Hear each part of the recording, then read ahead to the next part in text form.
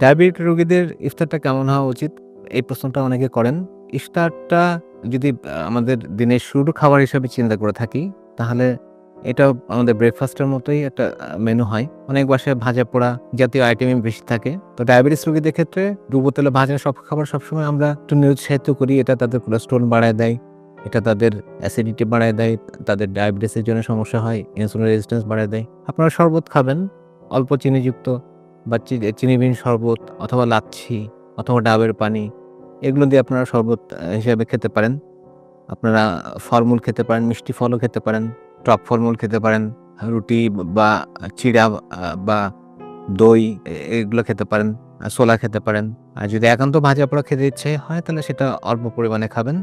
আর ইফতার এমনভাবে করবেন না যে যেন রাত্রের খাবার বাদ চলে যায়। অনেকে এত ভরপেট ইফতার করেন যে বলেন যে, "আমার তো আর ক্ষুধা লাগে না। এইজন্য আমি আর রাত্রে খাবার খাই না।" না, সবকিছু পরিমিত হতে হবে। সারাদিনের পরে আপনি যখন খাচ্ছেন সেটা যদি অতিরিক্ত হয়ে যায়, সেক্ষেত্রে আপনার হজম করতেও আপনার পাকস্থলীকে অনেক কষ্ট করতে হবে। সেজন্য যেটা সুন্নত আছে, পেটের ৩ ভাগের ১ ভাগ খাবার, ১ ভাগ পানি আর ১ ভাগ খালি রাখা। ইফতারের ক্ষেত্রেও আপনাদের এই একই নিয়ম পালন করতে হবে।